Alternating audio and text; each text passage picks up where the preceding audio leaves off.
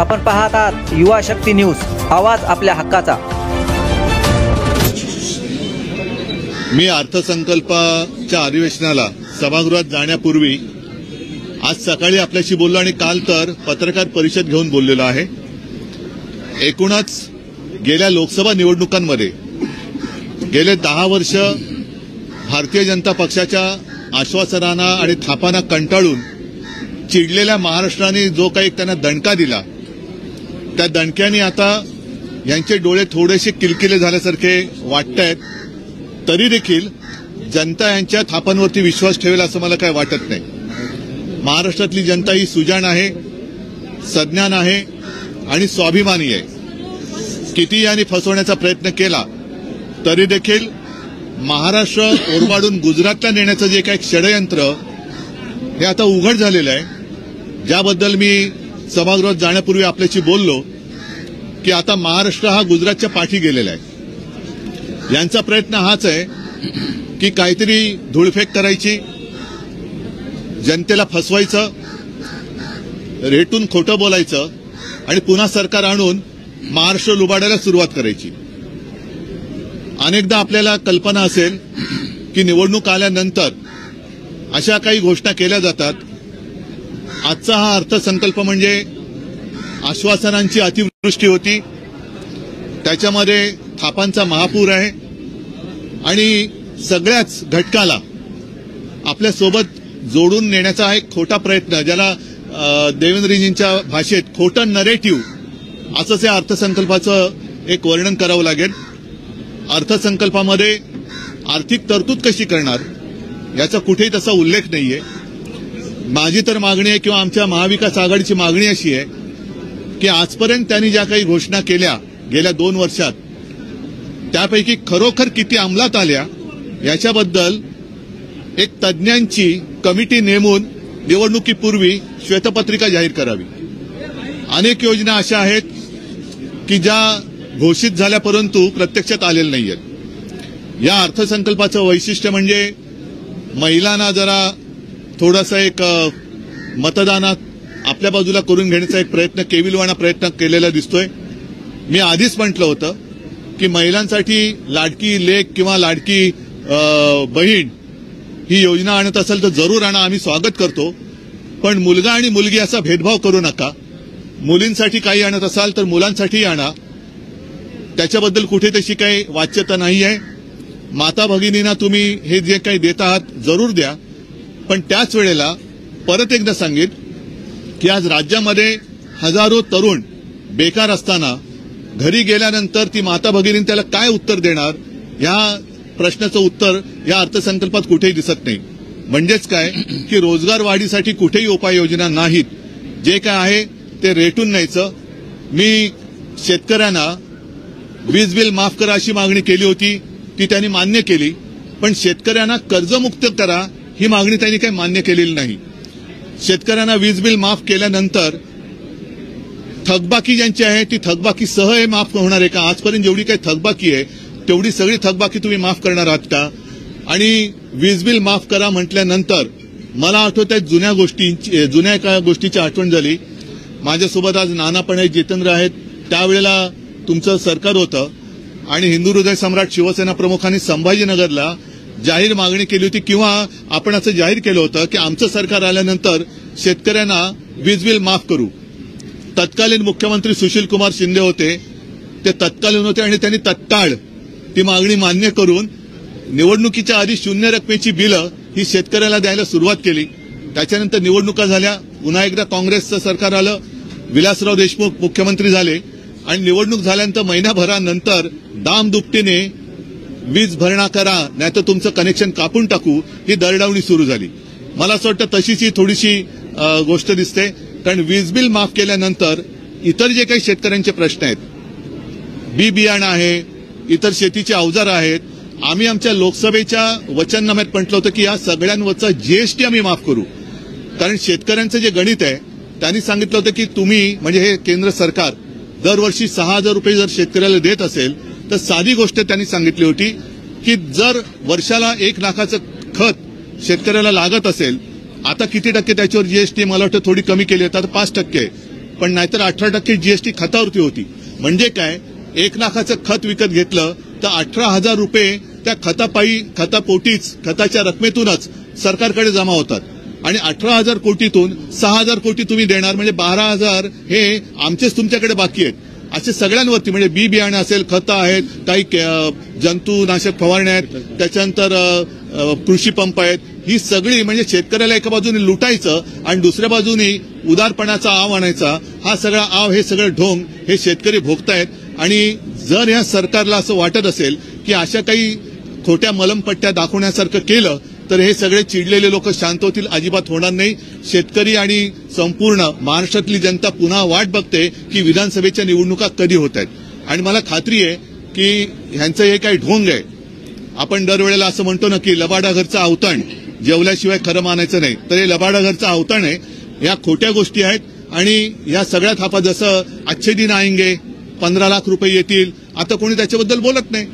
तसं निवडणूक झाल्यानंतर हे सांगतील हे तर जुमले होते. माझं तर मत आहे की अर्थसंकल्प आहे का जुमला संकल्प आहे. त्या जुमलाबाजीला आता लोक भीक घालणार नाहीत. यांनी कितीही काही करण्याचा आव आणला तरी सुद्धा जनता याला फसणार नाही आणि जनता महाराष्ट्र लुटणाऱ्यांना पुन्हा एकदा निवडून देईल असं मला काय वाटत नाही.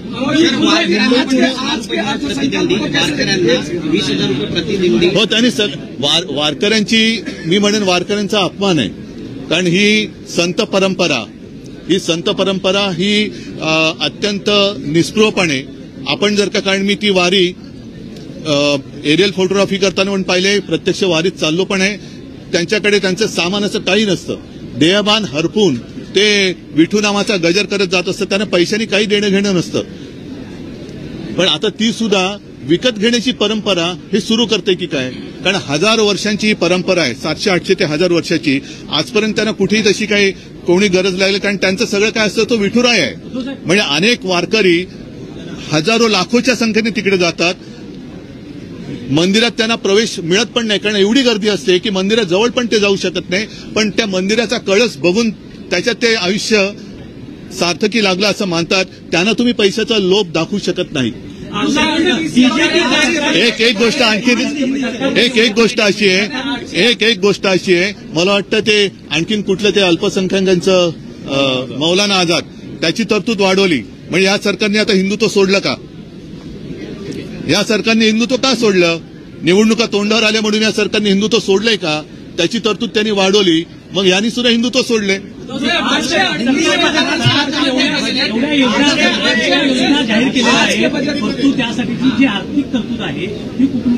आर्थिक तरतुदीबद्दल कुठेही याच्याबद्दल उल्लेख नाही. म्हणजेच काय, हे गाजराची पुंगी ज्याला म्हणतो, वाजली तर वाजली नाही तर मोडून खाल्ली, हा गाजरांचा अर्थसंकल्प आहे, गाजर दाखवण्याचा प्रकार आहे.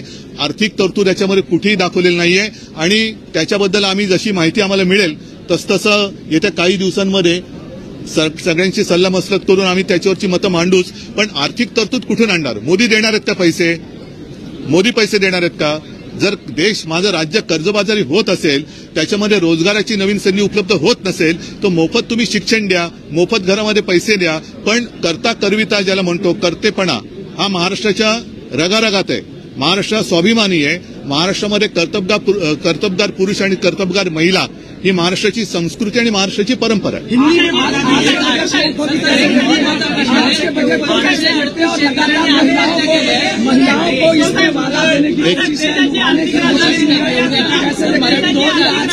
एक मिनिट, एक मराठी पूर्ण करतो. देशाची आर्थिक राजधानी मुंबई असताना महाराष्ट्र राज्य दरडोई उत्पन्नात 6व्या क्रमांकावर गेलेला आहे.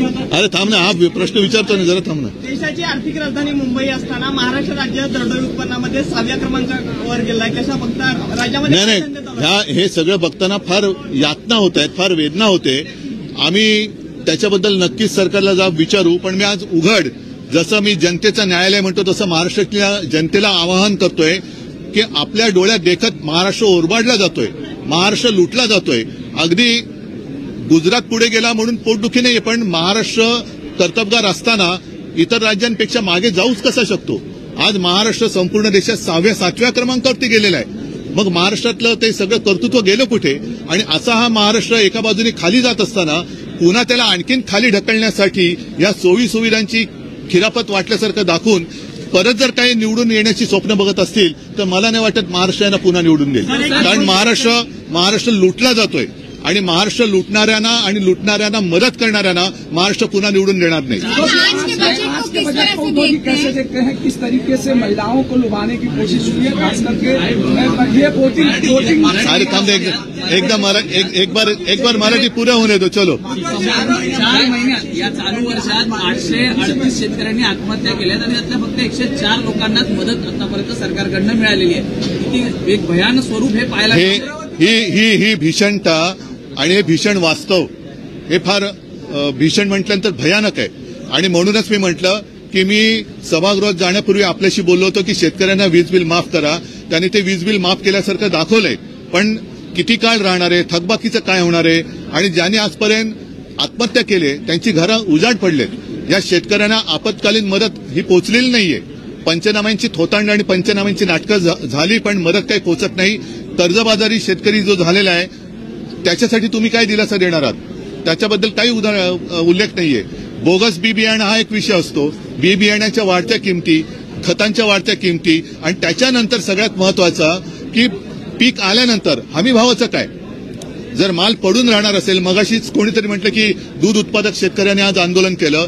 काल तर मला माहिती मिळाली की दुधाची भुकटी सुद्धा आता आयात केली जाते. इन्कम त्याच्यावरती ड्युटी कमी किंवा माफ करून सूर्यफुलाचं तेल आयात केलं जाते. म्हणजे कांदा निर्यात जो निर्यातदार आहे, शेतकरी आहे, त्यांची निर्यात बंद आणि त्याला वीज बिल माफ. म्हणजे पिकलंय ना सगळं.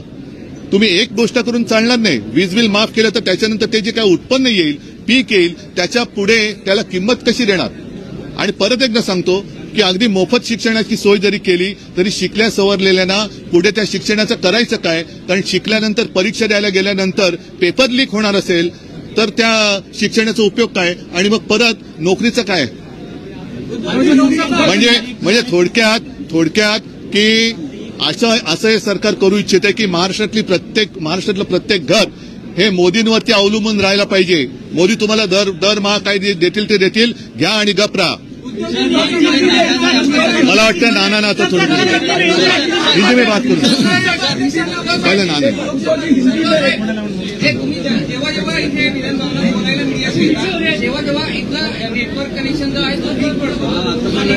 मग आत्ताचं गेलेलं फुकट गेलं, आता बोलायला फुकट गेले का. ठीक आहे, आमचं नेटवर्क महाराष्ट्रामधलं पक्का आहे. त्या नेटवर्कनी या महायुती सरकारला लोकसभेत हिसका दाखवलेला आहे. आणखीन आता एकच हिसका असं देऊ की हे सरकार गचका खाल्ल्याशिवाय राहणार नाही. एक मिनिट, पहला अभी नाना जी है मेरे साथ, उनको कल की जैसी आपने मेरी तस्वीर दिखाई, आपकी भी दिखाओ, आज की भी दिखाओ. Subscribe now and press the bell icon. Never miss an update.